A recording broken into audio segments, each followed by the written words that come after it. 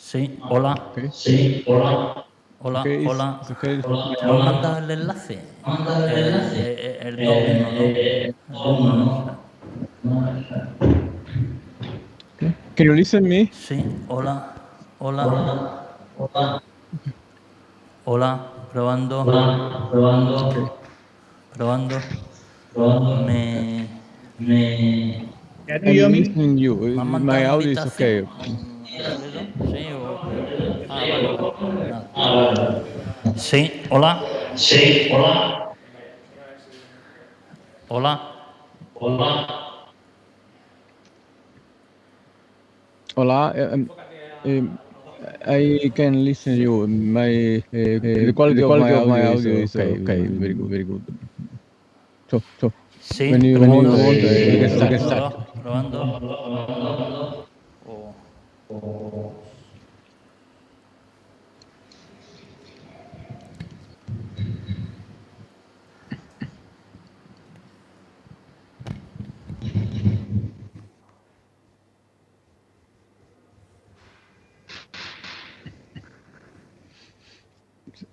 Can you listen me?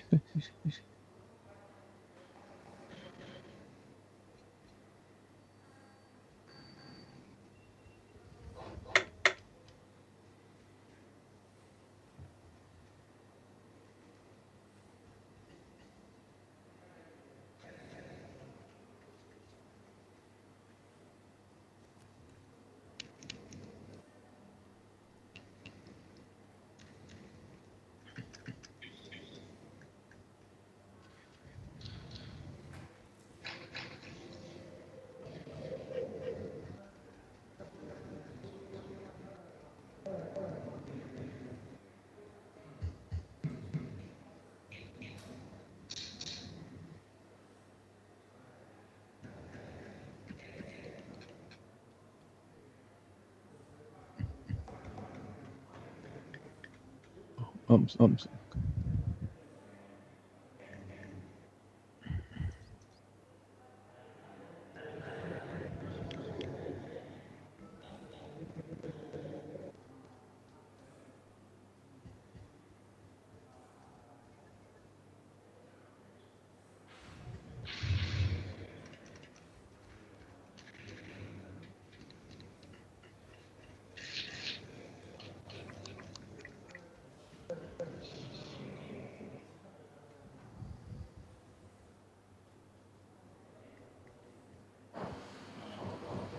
Sí. Está entrando. Míralo. Sí. Hi, can you listen me? Sí. For the organization and Professor Rocco. Este. Claro, es que necesito...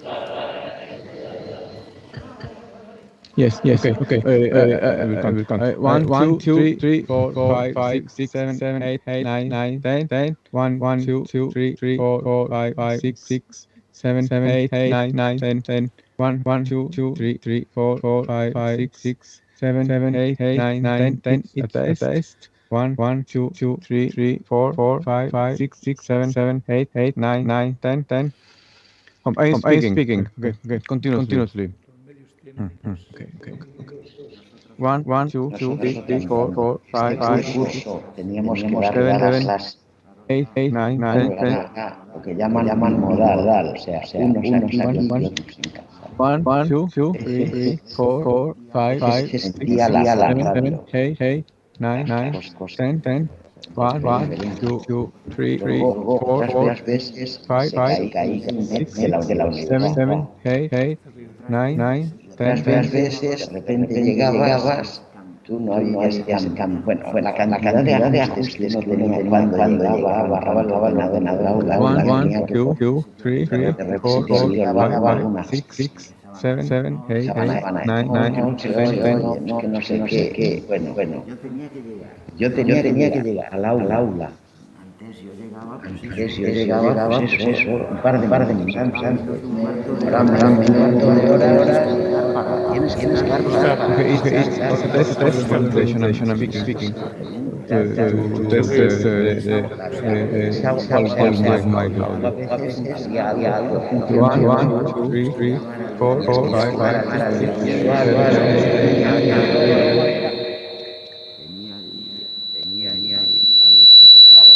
8. Okay. Okay. May start? Okay. So I think we can start with this session. So, ladies and gentlemen, welcome to the plenary session number 2 of the International Conference on Renewable Energy and Quality. So, my name is Paolo Vitale. I'm your chairman. It is a pleasure for me to chair this session. So, the contribution is titled Access of Low Synchronous Generation, Review of the Spanish Regulation, and it is going to be presented by Professor Rocco Rodriguez. So now let me shortly introduce Professor Rocco Rodriguez. Professor Rocco Rodriguez is a professor of the Technical School of Engineering of the University Pontificia Comillas of Madrid. He has been the director of the Department of Electrotechnics and System in the period 1999-2005. He has been the director of the specialist course in operation of the electrical system in period 2004-2007. Professor Rocco Rodriguez develops his activities of research in the Institute of Technological Research, where it supervises numerous projects of research and consultancy for the public and pension administration. Professor Rocco Rodriguez has published a great number of articles in conferences and national and foreign magazines. Professor Rocco Rodriguez is a member of the IEEE and of the SIGRE, President of the Spanish chapter of the Power and Energy Society of the IEEE, and member of the Executive Committee of the National Committee of SIGRE Spain. So, I think that we can start. I hope we have time for questions since it is a very interesting issue. So, please, Professor Rocco. Seems that we have some coupling.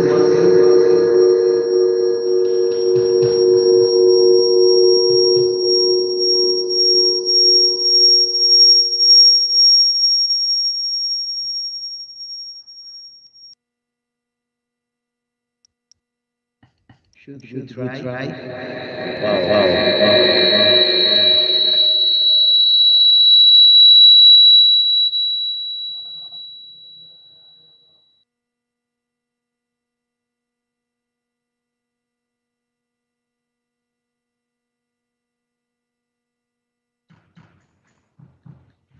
Should we try now?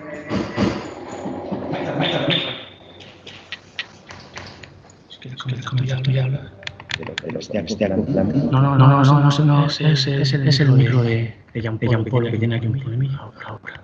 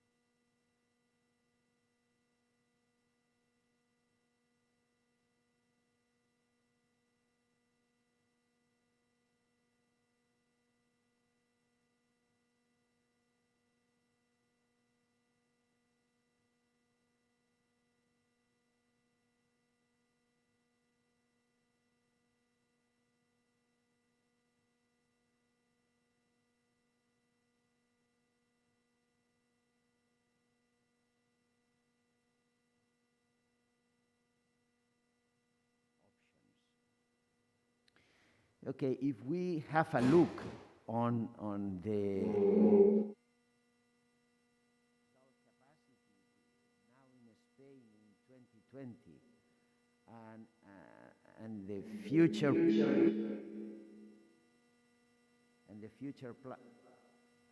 plans for the future plans. Well, we have sound complete. We cannot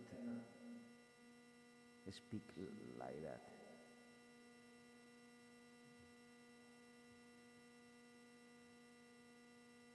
Should we try? Okay, it seems that it works now. So the plans for 2030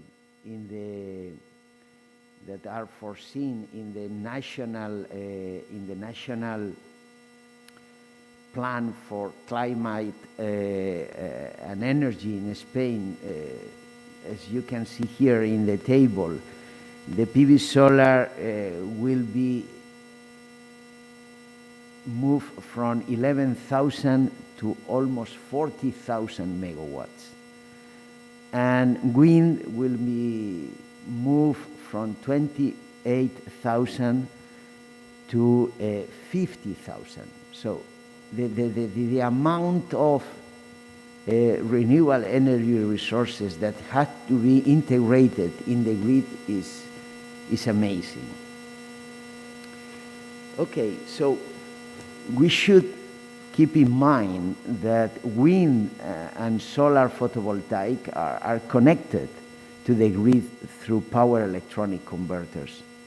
They are not connected through synchronous machine like we listened to yesterday on the plenary session on solar thermal, which are connected through synchronous generation. And as you may know, the challenge is the technical challenge for the integration of those huge amounts of power generation with respect to stability, control, and protection are amazing. So the Spanish regulation for the grid access of non-synchronous generation has been reformulated recently. It started, the new formulation was approved at the beginning of the year. So, keeping in mind the technical constraints due to the nature of the energy resources that we have to integrate into the grid, we need to know which are the requirements, because, you know, to develop these energy resources, you need the grid access. If you don't have grid access, you can't do anything. And we will start discussing the past regulation. Okay, so the first regulation in Spain on renewable energy resources was an order of the Ministry of Industry and Energy of 1985. This regulation was basically aimed at the integration of mini hydro and cogeneration. And there was a requirement basically for small units, smaller than 5,000 kVA, that the power of the plant should be smaller than 50% of the capacity of the line to which the plant was connected. But also, well, you know, this requirement was valid for cogeneration based on synchronous generator, but also for mini hydro that could be connected through induction generators or asynchronous generators. So for this case, well, the voltage drop due to the connection of an asynchronous generator was limited to 5%. But in the case of wind generators that at that time were assumed to be based on induction machines, they require that the power, the nominal power of the wind generator should be 1/20th of the short circuit capacity of the grid. Okay, so this requirement can be formulated in terms of the so-called short circuit ratio. The short circuit ratio is the ratio between the short circuit capacity of the grid and the nominal power of the wind generator. And in this, using the short circuit ratio, it means that the requirement is that the short circuit ratio of the grid should be greater than 20th. And which is the physical meaning of the short circuit ratio? The physical meaning of the short circuit ratio is that if we represent the grid by the Thevenin equivalent, the short circuit ratio is the inverse of the grid impedance. In which base? In the megawatt base of the plant. Well, if we think in terms of a low voltage grid, the short circuit ratio reflects exactly the voltage drop, the voltage rise in this case when the wind generator is disconnected. So if the wind generator is supplying the nominal power with unity power factor, the voltage rise when the machine is disconnected becomes 5%. But what happens if instead of having a low voltage grid, we have a high voltage grid, which impedance is basically an inductance instead of a resistance? In this case, even considering a 0.9 lagging power factor, the voltage variation is less than 5%. So the short circuit ratio imposes an upper bound to the voltage variation. Okay, this ministry order was the only regulation in Spain till 2014. And in 2014, a royal decree incorporated the short circuit ratio requirement greater than 20 and applied to non-manageable energy sources. So it applied to wind and to solar photovoltaic. I must say that at that time, Spain had already connected 25,000 megawatts of wind to the grid and around 4,000 megawatts of solar photovoltaic. Well, it is interesting to note that this royal decree didn't consider the possibility of hybrid renewable energy plants. So, what is the situation? The situation is that, well, the Spanish TSO periodically publish the grid access capability in every bus of the transmission grid. So promoters have this information just to apply for grid connection. I have just collected one of these reports published by the Spanish TSO, And I have taken the La Rioja region. It only has one 400 kV bus and 5 220 buses. So the Spanish TSO published this information. But what was the issue? Why the new regulation, this regulation had to be reviewed, and all the stakeholders agreed that a new regulation was needed to allow the grid integration of the amounts that I mentioned at the beginning of my talk. So, and also it is important that this criteria based on the source circuit ratio was not used anywhere.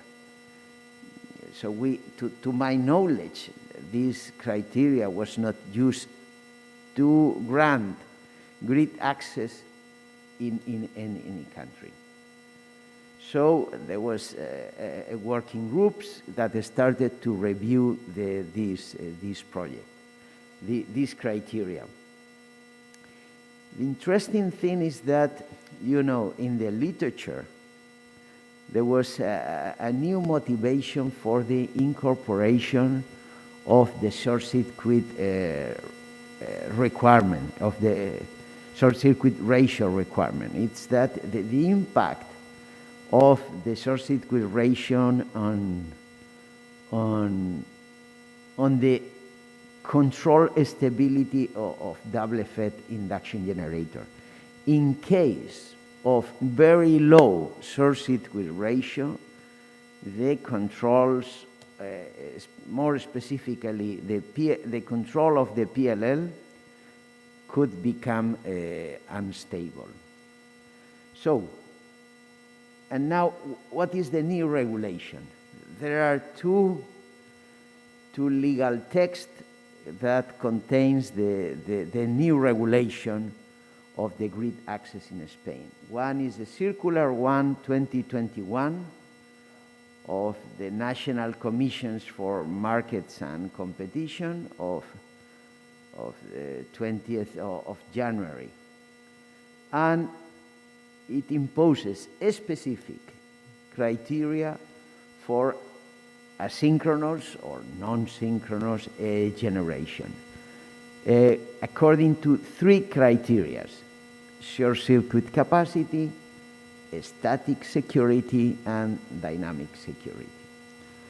Well, there is a resolution of the regulation body also of the 20th of May of this year, very recently, that contains detailed specifications on how to conduct this analysis. And it separates the criteria to be applied for grid access to the transmission network and to the distribution networks. So the legal text separates the problem of connecting to a transmission, to the transmission grid, and to the distribution grids. Well, it must be noted that in Spain, the transmission grid is the grid of 400 and 220 kV, and the distribution grids are grids of voltages below 220 kV. Okay, with respect to the short circuit capacity, it introduces a new measure. Instead of using the short circuit ratio, the simple short circuit ratio, it proposes to use the weighted short circuit ratio. It means that instead of considering the short circuit ratio of a single bus, it considers that for every bus there is an area of influence. So the buses of the area of influence, the connection is limited by the value of the short-circuit ratio. Well, which values are required? Okay, when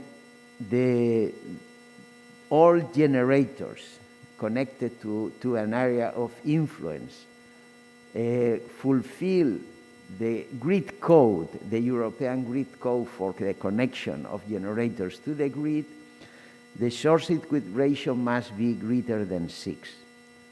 However, if within the area of influence there are generators that do not fulfill the European grid code for the connection of generators, the weighted short-circuit ratio must be greater than 10. Okay, and here there is a very interesting issue, is how to calculate the area of influence. The area of influence is calculated using the multi-infeed influence factor. What is the multi-infeed influence factor? Let me just to explain, let me just to go here, that it's an idea. What is the influence? Okay. It's how the voltage of the jth bus changes when the voltage of the ith bus changes. Here we have an example. So we have applied a short circuit at bus number 1, and we investigated what happens with the voltages in bus 1 and bus 2. So going back, so to identify an area of influence, the multi-infeed influence factor should be greater than 0.98. Okay, so there are two approaches to calculate the multi-infeed influence factors. That's using a linear analysis, using short-circuit calculations, or non-linear models using the power flow model. Here you have all basically using the short-circuit analysis, we make use of the impedance-based metrics. But looking at the power flow, we have to look at the terms of the Jacobian. I personally, and my team also personally, believe that it's much reasonable just to use the linear analysis to avoid the dependence on the power flows and the voltage levels. I'm afraid that what has been published, the Spanish TSO do in a different way. We have made comparisons and we see that there is no significant difference. But we believe that it is more reliable using calculating the multi-infeed factors using the linear analysis. Okay. Also, there is an interesting issue, and is that the multi-infeed influence factor, we can build a matrix of the multi-infeed influence factor. This metric is not symmetric. It's not symmetric. Here we have an interesting case. We have renewable generation connected to a 132 kV bus and this bus is connected through a transformer to the 400 kV bus. So what we can see is that the multi-infeed influence factor is non-symmetric. So if we have a fault at bus number 2, the variation of the bus the variation of the voltage at bus number 1 becomes 1. Whereas if we have a fault in bus number 2, the voltage variation in bus number 2 is just 0.4. So the multi-feed factor matrix has to be transformed just to deal with this asymmetry of the matrix. And the idea is that we take the most unfavorable value of the multi-feed factor. So in this case, we could say that the two buses belong to the same area of influence. Okay, so this is the first criteria, the weighted short-circuit ratio. But there are other analyses that have to be taken into consideration. Static security means that the grid should be able to evacuate the renewable plant production for 90% of the time.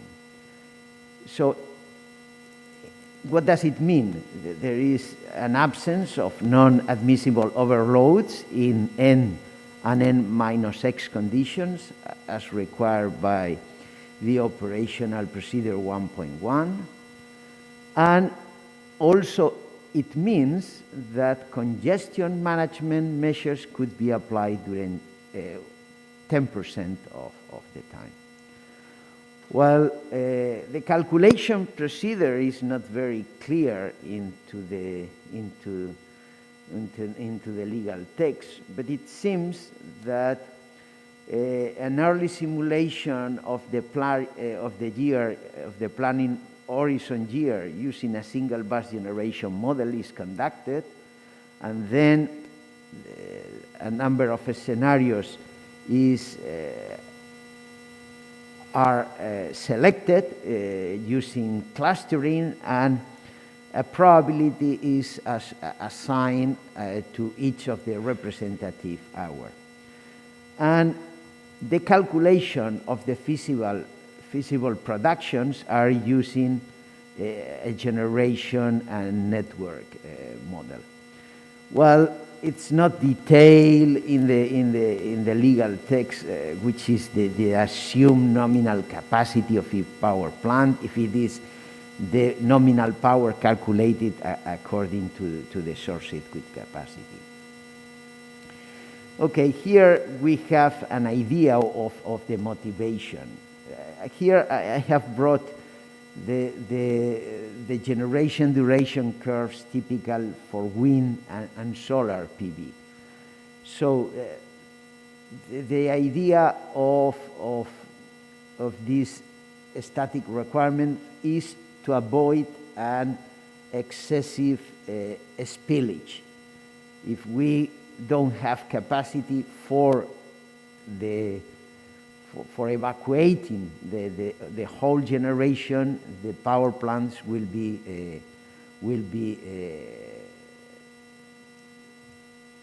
spill a certain amounts of energy. This is based on a EU regulation that limits the spillage. I don't think that it is reasonable, because this is a risk that the promoter should be taken into consideration. Okay, and also there is a requirement on dynamic security, which means transient stability. Basically, the critical clearing time of a three-phase fault at any bus should be greater than 100 milliseconds, and there are a number of conditions that must be fulfilled in case of 250 milliseconds three-phase faults. Here there are the number of requirements. I don't know if you are aware of the disturbance that occurred in the Spanish power system last Saturday. Last Saturday at 4:30 p.m., Spain was disconnected from the continental European system, and there was a load shedding trip by under frequency protections of 2,500 megawatts. That's the biggest disturbance in Spain for almost 15 years. We had a disturbance in the European system in 2006, the 4th of November 2006. And it is interesting to note that the disturbance that led to this incident in the Spanish power system is not considered in the legal text, which is the tripping of the French line, the double circuit French line that supplies to the two interconnections from France to Spain in Rossignol. Okay, so here I would like to bring a certain contradiction between the 250 milliseconds requirement and the requirement, the voltage right-through capability requirement in the Spanish implementation of the European grid code. So from one side, plants should be able to withstand 150 milliseconds fault, and there is a requirement to withstand 250 milliseconds. Only in some cases, using the capability of the inverter-based generation to inject nominal reactive power in case of a fault can help to handle this requirement. Okay, that's the case. So using this reactive power capability, injection capability, sometimes the power park modules can withstand this 250 milliseconds requirement. Okay, so with this requirement, the Spanish TSO has very recently published the grid access capability of each transmission grid node according to the new regulation. And in these documents, in these tables, the promoters can have a look on what is the requirement and the limits imposed by the different requirements. You know, from the last publication, which was last year in April, to this year, the promoters have lack of information. We have done many calculations for a number of investors and promoters just to find what could be the new access capability according to the new criteria. I must say that we have guessed in some cases, but we have failed in other cases. And this is because I'd say that the procedures of the Spanish TSO, well, sometimes are not very transparent. Okay, let me just to go to the end of my presentation, just to discuss which are the requirements for the distribution grids. Well, in the distribution grids, depending on the voltage level, there are minimum and maximum admissible power. Imagine if you want to incorporate a new position to a 132 kV substation, the minimum power of the plant is 10 megawatts, and the maximum power that you can connect to a 132 kV is 100 megawatts. So, and these rules apply. With respect to the short circuit capacity, well, the distribution companies have said that, well, that they have done calculations and simulations, and they have found that in the distribution grids, it doesn't make any sense to consider an area of influence with more than one bus. So it means that the weighted short circuit ratio becomes the single short circuit ratio. The bounds are the same in transmission and in distribution grids. And also with respect to voltage to static security, well, they have the requirements that both in N and N-1 conditions, there is not unserved power, there are no overloads, and the voltages are within the admissible range. And also, they have imposed limits to the voltage excursions in case of single generator connection and tripping, and generators connected to a bus bar tripping. Okay, so I'm going to the conclusions. The main conclusion is to develop any project on any wind and solar PV project, promoters need the grid access. And it can be granted by either the transmission system operator or by the distribution companies. So the Spanish regulation has recently changed. The last legal text dates from May,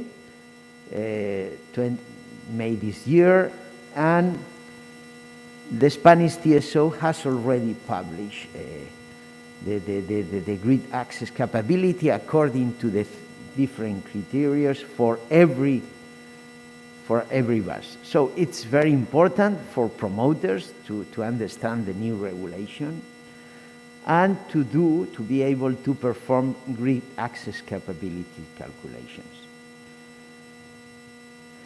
So our belief is the transparency of the calculation method requirements that the input data and the assumption made should be made public. And the tools and method should be contrasted. And what is the ultimate purpose of a transparent approach? Is that all participants are at identical conditions. A transparent approach should be any information asymmetry that results in illegitimate competitive advantages of some participants with respect to the others. If you enter into the economic press, you will see that there are many transactions of parties that they had access and they are selling the access to others. They are selling those access rights for large amounts of money without doing anything. And this is because of this kind of symmetry. Of course, there is I must say, an excuse, which is, oh, the information is confidential. Well, I don't believe that should be an excuse. That you can perform calculations with, default models, not confidential models. So this is very, very, very important.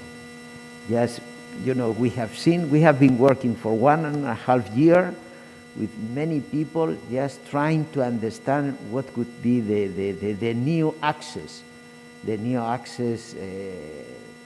rights in the transmission grid. And as we have seen, we have guesses in some cases, but we have failed in others. Okay, and this concludes my presentation. Thank you very much for listening.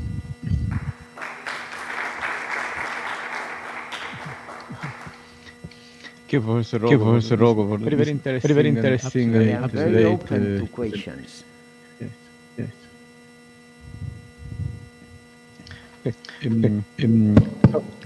Have any question? I encourage.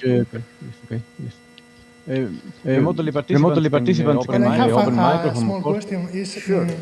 In reference to the criteria we have been using for more than 35 years, the criteria that is being used in other countries is homogeneous, or also in each country they use a different criteria? Well, let me just to bring a very illustrative example. That it's Portugal. Portugal shares the Iberian power system with Spain. And on Saturday, Spain and Portugal feel in the same way, because we became disconnected from the continental European system. Well, in Portugal, they don't use the short-circuit ratio criteria. They use basically static security. Even they don't consider the dynamic security. So it's quite a quite big contrast that, because Spain and Portugal are in the same boat. If there is an issue, there is a problem, we will go together. But they don't use the short-circuit criteria and also the dynamic security, just static security. They publish in every node, which is the grid access that they estimate. In France, it happens the same, and in Germany, it's the same. I'm not familiar with Italy, but the big contrast is France, Spain, and Portugal. We are in the same boat, but we don't share the same criteria. Thank you, but this is very, very interesting what you say, because as we know, we have the electrical market together with Portugal, and it's surprising the situation, and even also as although we have only a few connections with France, we have sometimes, and if we read the web page of the Red Eléctrica of Spain, in the demand in real time, we observe that sometimes we have a percentage of more than 10% with France. Then it is surprising that the European area that is together in ENSOE, which we can see that they are coordinating same actions, they don't choose a common criteria, if not in all European grid, but at least in some critical areas, because in some situations they can work like an island in case of critical situation. And it is surprising that each country nowadays still make its own regulation. Yeah, let me just to share with you, I haven't mentioned, I think that the regulation in Spain is, I would say, it is not very good done. It has created a bubble, and you know, people that with, let's say, the speculators that were not engaged in a real industrial project, yeah, taking advantages of the regulation, got rights to have grid access, that now they are selling and earning so much money just trafficking with papers. And this is because the regulation is not well done. A good regulation should prevent the creation of that barbers. And that, you know, these, I would say, illegitimate participants take advantages of being first in a certain window of the administration, of the public administration. And I'm afraid that the new regulation has not been able to handle properly this. I'm afraid. And also, you know, the true investors, they don't have accurate information just to do their calculations, because, you know, the promoters should be able just to find sensitivities with okay, if I am here, I have this possibility, but if I move to another place, what are the possibilities? So to do those calculations, you know, there are other power systems that if you are a participant, you pay for the data, and you have the data, and you can do your calculations and your analysis. Because, you know, you may say, okay, here I don't have the access, but if I move 20 kilometers away, I have more possibilities. So I strongly believe on transparency, just to give everyone the opportunity to develop their projects and to avoid speculators. Because in the end, I believe that the benefits of those speculators will be paid by the consumers. Consumers pay everything. So if a project becomes more expensive because a speculator has taken benefit from there, for sure consumers will pay for that. Thank you very much. Okay, thank you. Any other question? No.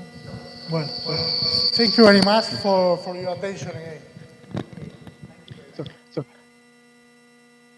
Can you listen to me, please? May I speak?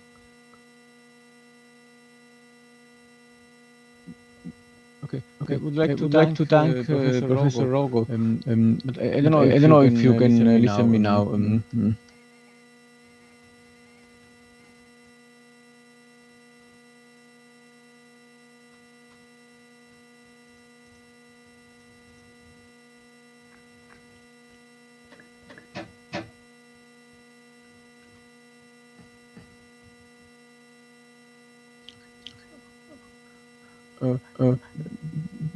Please, for the organization, I'm talking.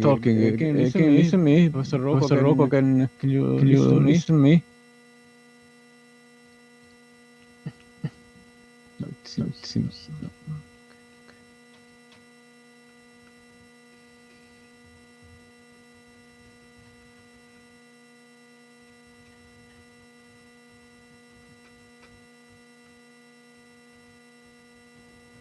Gianpaolo? Yes, I'm here. Okay. Can you listen to me? Yes. Okay, thank you. Question for Professor Rogo, if possible. May I? Sure. Do you think that the situation could be improved by alternative spin reserves? Since by lessening virtual inertia, perhaps the energy can be substituted by static systems. So some points in which it would be critical, it could be a solution. But I would like to know your opinion about it. this is, I think that it's better that you, okay, you have to switch off your micro. Well, it's, you know, the disturbance of last Saturday, it has been an opportunity to learn which was the frequency behavior of Spain and Portugal isolated from the continental Europe. I did some calculations. You know, as soon as it occurred, I was trying to calculate the rate of change of frequency. Because the synchronous generation, it was around half of the generation. So it meant that it was around 15,000 megawatts. And we lost 2,500. So I did a calculation, and it seems that it's around 1 hertz per second. That's a huge rate of change of frequency.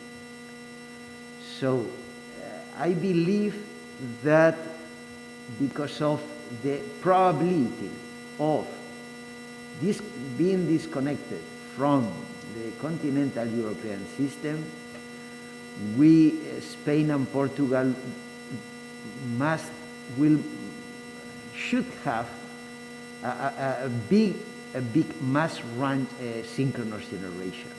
And I think that in the case of Italy, which is like Spain is a peninsula, and you can have a disturbance in the interconnection ties, I think that we should have a large amount of mass run synchronous generation.